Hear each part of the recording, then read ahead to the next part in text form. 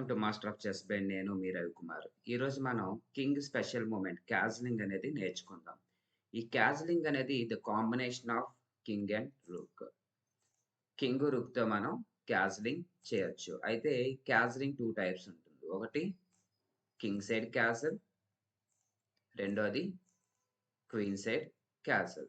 So castle చేసేటప్పుడు king 2 squares rook వైపు move చేస్తుంది. అలాగే రుక్ అనేది కింగ్ పక్కకి జంప్ చేస్తుంది. దీన్ని కింగ్ సైడ్ క్యాజిల్ అని అంటారు. అలాగే షార్ట్ క్యాజిల్ అంటారు. దీని నొటేషన్ 0-0.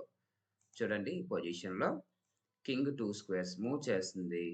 కింగ్ పక్కకి రుక్ జంప్ చేస్తుంది. ఇది king side castle, short castle or 0-0 notation.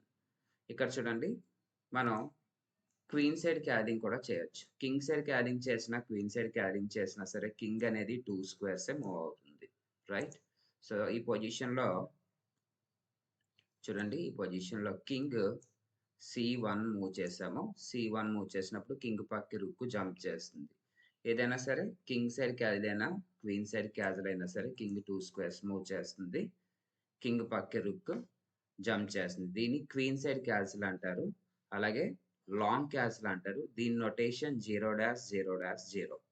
King side notation 0-0, queen side notation 0-0. Right?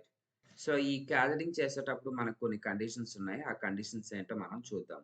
ఈ కండిషన్స్ చూసే ముందు మీ అందరికీ నా రిక్వెస్ట్ ఏంటంటే, మనది తెలుగులో చెస్ ట్రైనింగ్ ఇచ్చే ఛానల్. మీ ఫ్రెండ్స్‌తో సబ్స్క్రైబ్ చేయించండి. మీరు కూడా సబ్స్క్రైబ్ చేయండి. మన వీడియోస్‌ని లైక్ చేయండి. అలాగే మన మాస్టర్ ఆఫ్ చెస్ బ్రెయిన్‌ని సపోర్ట్ చేయండి. ఈ పొజిషన్ చూడండి. ఈ పొజిషన్‌లో మనం క్యాజిల్ చేయొచ్చు.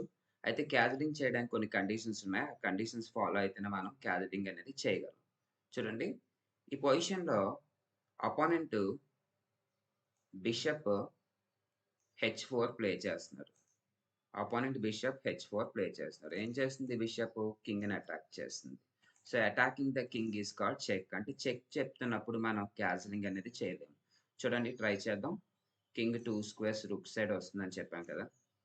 మూవ్‌మెంట్ అవ్వట్లేదు. ఎందుకనంటే చెక్ చెప్తున్న పొజిషన్‌లో క్యాజిలింగ్ అనేది చేయలేము. రైట్? అండ్ సెకండ్ వన్ చూడండి బిషప్ అనేది కింగ్‌ని చెక్ చెప్తుంది కాబట్టి మనం రుక్ టేక్స్ బిషప్ చేయొచ్చు కదా! చేసాం. రైట్? సో వాళ్ళు బిషప్ మూవ్ చేశారు. అండ్ నెక్స్ట్ మళ్ళీ రుక్ అనేది బ్యాక్ వచ్చేసింది. సో నెక్స్ట్ కింగ్ మూవ్ చేశారు అనుకుందాం. ఇప్పుడు మనం క్యారింగ్ చేద్దామంటే అవ్వదు. ఎందుకు క్యారింగ్ చేద్దాం అంటే అవ్వదంటే కింగ్‌కి, రుక్‌కి ఈ 2 పీసెస్ కూడా క్యారింగ్ చేసేటప్పుడు ఫస్ట్ మూవ్ అవ్వాలి. చూడండి ఇక్కడ ఏం చేసాం మనం? రుక్ ఫస్ట్ మూవ్ అయిపోయింది. రుక్ సెకండ్ మూవ్ అయిపోయింది. బట్ క్యారింగ్ చేస్తున్నప్పుడు ఏమవుతుందంటే కింగ్‌కి ఫస్ట్ మూవ్ అవుతుంది. రుక్‌కి థర్డ్ మూవ్ అవుతుంది. సో కింగ్ అనేది క్యారింగ్ చేయొచ్చు. బట్ రుక్ అనేది క్యారింగ్ చేయకూడదు. కానీ రూల్ ప్రకారం ఏంటంటే కింగ్‌కి, రుక్‌కి ఇద్దరికి ఫస్ట్ మూవ్ అనేది అవ్వాలి. అలా అవ్వకపోతే క్యాజిలింగ్ అనేది చేయలేము. Next condition. చూడండి ఈ పొజిషన్‌లో కింగు, రుక్. ఈ కింగు, రుక్ మూవ్‌మెంట్‌లో కింగ్‌కి ఫస్ట్ మూవ్ అవుతుంది. రుక్ కూడా ఫస్ట్ మూవ్ అవుతుంది. కానీ క్యారింగ్ చేయలేము. ఎందుకనేసంటే ఈ కింగు, రుక్ మధ్యలోని ఏ పీసెస్ కూడా ఉండకూడదు. నైటు, బిషప్, క్వీను లేదంటే ఇటువైపు knight, bishop. So king and rook మధ్యలో ఏ పీసెస్ అయినా సరే ఉంటే మనం క్యాజలింగ్ చేయలేము. చూడండి కింగ్ C1కి మూవ్ చేస్తున్నాం. క్యాజలింగ్ అనేది చేయలేకపోతున్నాం. అది మనకి థర్డ్ కండిషన్. సో ఇంకొక పొజిషన్ చూడండి. ఈ పొజిషన్‌లో బిషప్ చెక్ పెట్టాడు.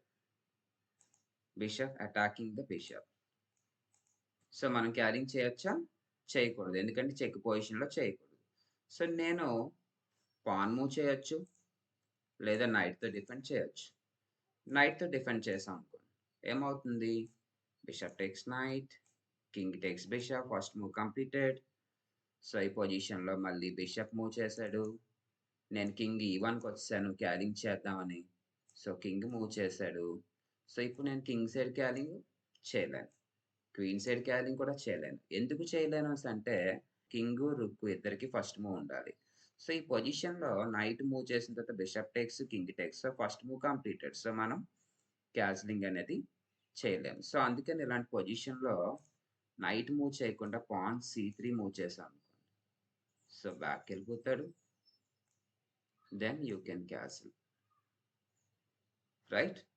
సో, చెక్ పొజిషన్‌లో క్యారింగ్ చేయకూడదు. కింగు, రుక్కు మధ్యలో పీసెస్ ఉండకూడదు. కింగ్‌కి, రుక్కుకి ఇద్దరికీ ఫస్ట్ మూవ్ ఉండాలి. చూడండి ఇప్పుడు మీకో కండిషన్ చెప్తాను.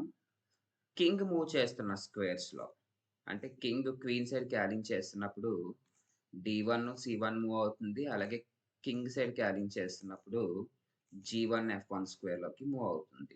సో, కింగ్ మూవ్ అయ్యే స్క్వేర్‌లో అటాకింగ్ అనేది ఉన్నట్లయితే మనం క్యాస్లింగ్ అనేది చేయకూడదు. సపోజ్ చూడండి పొజిషన్‌లో బిషప్ మూవ్ చేశారు.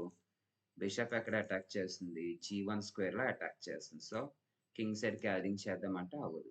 సో, క్వీన్ సైడ్ చూడండి ఈ స్క్వేర్స్‌లో మనకి అటాకింగ్ లేదు. సో, క్వీన్ సైడ్ క్యారింగ్ చేయొచ్చు. ఇంకొక ఎగ్జాంపుల్ బిషప్ జీ4కి మూవ్ చేశారు. క్వీన్ సైడ్ డి1 స్క్వేర్‌లోకి అటాక్ చేస్తుంది. సో, కింగ్ మూవ్ అయ్యే స్క్వేర్‌లో అటాకింగ్ ఉంది కాబట్టి క్యారింగ్ అవ్వదు. కింగ్ సైడ్ చూడండి ఈ 2 స్క్వేర్స్ కూడా అటాకింగ్ లేదు. సో, ఈజీగా క్యారింగ్ చేయొచ్చు.